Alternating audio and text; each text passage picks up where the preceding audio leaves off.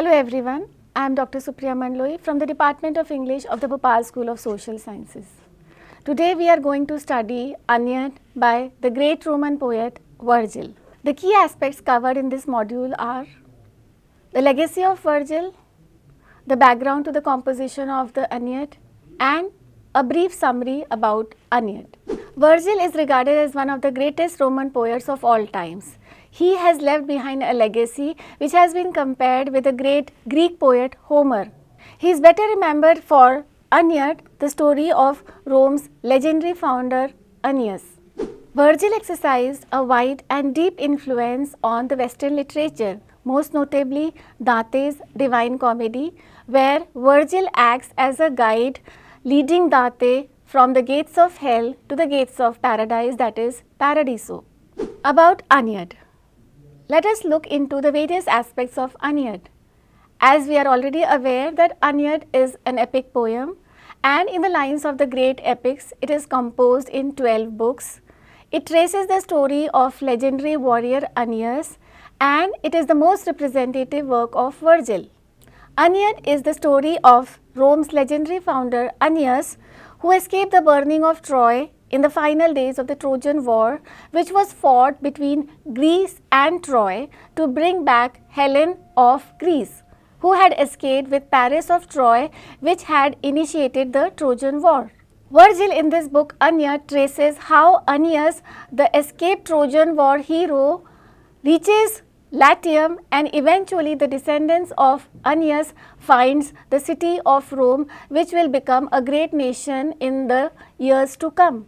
The descendants Romulus and Remus would ultimately find the city of Rome as was prophesied. It proclaims Roman mission to civilize the world under divine guidance. As we are aware that in ancient classical times, Rome was emerging as one of the most powerful nations of Europe.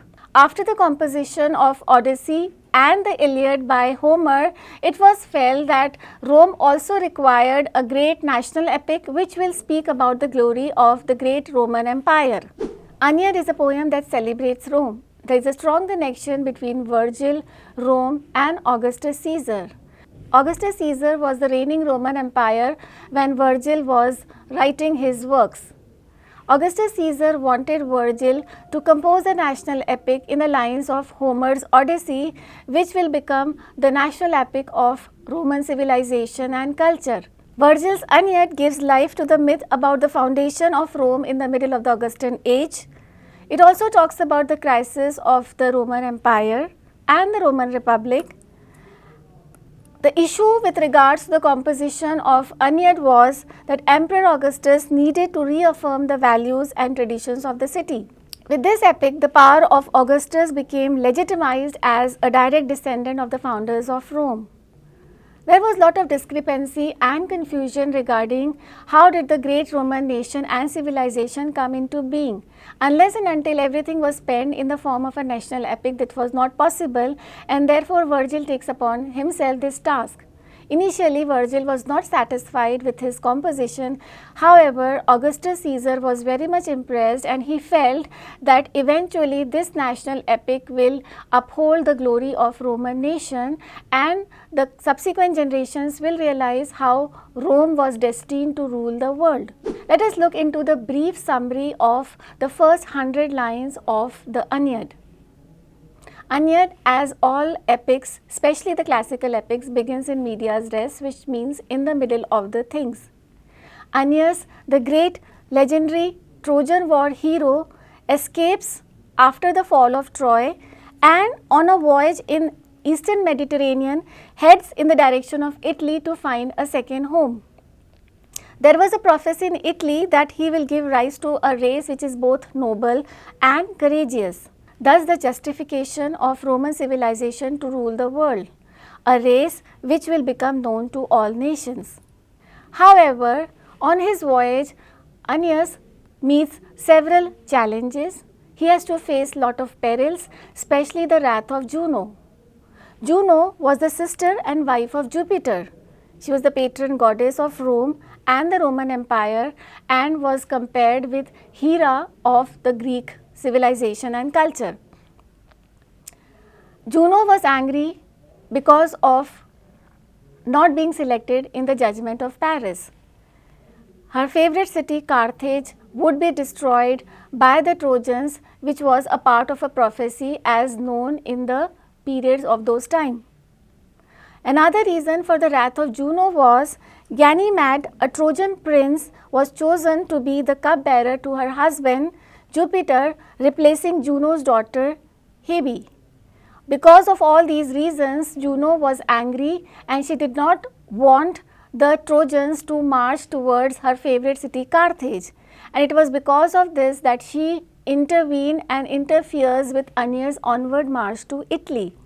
Intervention of Aeolus. Juno persuades Aeolus, king of the winds, to release the winds to stir up a storm, and in exchange she bribed Aeolus that she would provide him with one of her most beautiful nymphs, whose name was Diopia. Aeolus, under the persuasion of this bribe, agrees to carry out Juno's orders, where he says in specially line 77, "My task is to fulfill your commands." Because of the winds sent by Aeolus, the storm devastates the fleet of Aeneas. However, Aeneas was aware that he was destined to find the great Roman nation and a grand city on the peninsula of Italy. He was a warrior and his family eventually makes their way across the sea after fighting and wading away all the storms and turmoils. The adventures of Aeneas are compared to Homer's Odyssey, and eventually he finds himself in Carthage, where he meets the queen of Carthage, whose name is Dido. Aeneas and Dido fall in love. However, after some time, Aeneas realizes that this is not his stay and he leaves Carthage, leaving behind a sorrowful Dido who commits suicide because of her love for Aeneas. Ultimately, Aeneas completes his journey, but as per the prophecy, it was not Aeneas who finds the city of Rome, but his descendants who eventually find the city of Rome much later after the end of the story. In one of the sections of the epic poem, Aeneas' desire to sail on to Latium, he even makes a trip to the underworld where he meets his father and Queen Dido. Thus, the book is divided into two parts. In the first part, Aeneas sails to Carthage, and in the second part, there is the war of Latium. Thus, Aeneas leaves behind a legacy which is eventually remembered as Aeneid, the story of the great legendary war hero Aeneas.